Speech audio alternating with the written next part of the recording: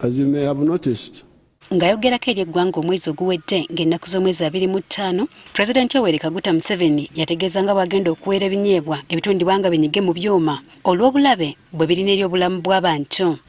Dr. Vincent Karuhanga owa Friends Polyclinic wamu ne Christopher Mwanje omukugu mu kujjanjabisa emmere batubulidde obuzibu bw'ebinyeebwa eby'ekika kino eri obulamu bw'omuntu. Abalimi abalima ebinyeebwa nti bw'aleeta ebinyeebwa bino ng'ebinyeebwa bikyali bibisi nga tabirinze kukula ku mutindo gwe gwandibadde nti ebinyeebwa nga bikulidde ddala.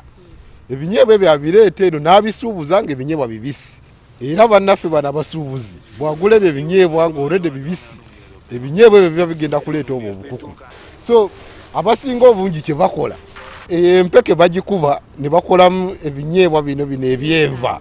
Kati singa ebinyeebwa eby'ekika kino bikuba mu kyuma omuntu n'abirya aba yolekedde obuzibu naddala obutwa obumanyiddwa nga aflatoxin nga buno bukosa nnyo ekibumba. N'ofuna ekinyeebwa ekyo kangambe nekifuna akawuka ketuyita Aspergillus flavus kakola obutwa bwe tuyita aflatoxin.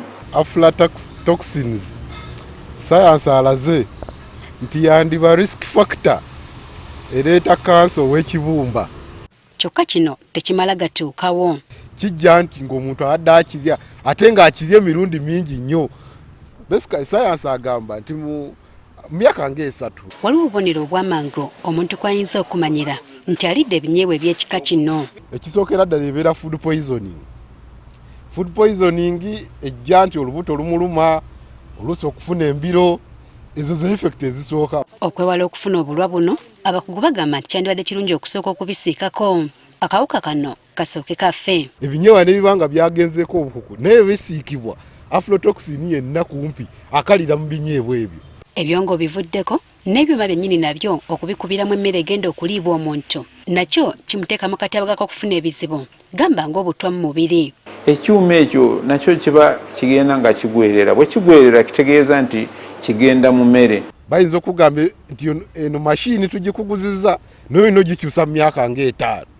Naye abasuubuzi baffe abasinga weewaawo tebakyusa na mashini ezo. Ebyuma bino birimu ebika nga waliwo eby'obulabe ennyo ate n'ebyo ebitatiisa kigenze wala. Naddala ebyuma ebituyita heavy metals nga nickel, nga lead, nga iron, ebyo osanga nti byabulabe nnyo okusinga bino ebiweweeramu.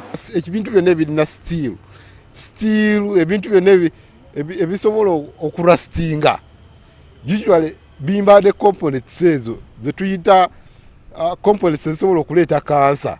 N'ebitundu by'omubiri eby'omunda nabyo birwala olw'okukosebwa ebyuma bino omuntu by'aba alidde. Ng'obwongo, nga enuuni, nga ekibumba, nga ensigo. Kino kituukawo singa ebyuma bino bikosa obusimu n'obutundutundu bw'ebitundu bino olwo nabyo ne biryoka birwala. Tulina obuntu bwe tuyita neurons kasita bugenda ne bufa kituleetera obwongo okufuna obuzibu.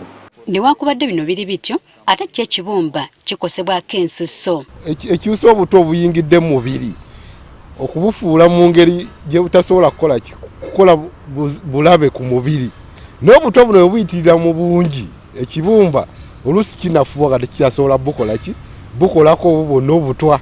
Kyokka oyinza okwebuuza nti ebyuma bino bituuka bitya mu bitundu bino biryoke bikosebwe. Bw'oba olidde emmere erimu ebyuma ebyo bijja kugenda wonna omusaayi we gutambulira ne gutuuka. N'ebyenda byennyini binuubuka singa biteekebwamu ebyuma entakera. N'ofuna amabwa ate amabwa ago gabeera mabi nnyo ojja kufuna obulumi. Kati okwewala bino byonna abakugu bagamba nti gezi nja kukwettanira kusekula binyeebwa bino mu kinu eky'omuti. Omuti gugwerera mpola ate ekyokubiri ne bwe gugwerera ekyo bulijjo tulya emmere efaananako omuti. Okunywa nnyo amazzi, okulya ebibala wamu n'enva endiirwa nabyo biyambako mu kufulumya obutwa buno n'okubumala amaanyi. Gigatteko ekintu ekireeta amaanyi gye tuyita starch.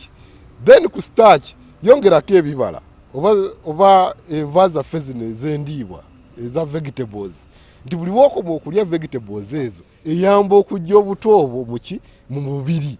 Newankubadde emmere bwe bulamu naye esobola okufuukira ddala ey'obulabe eri omuntu singa teweegendereza ky'olya. Jennifer Kabale agafeeyo ku Spark TV.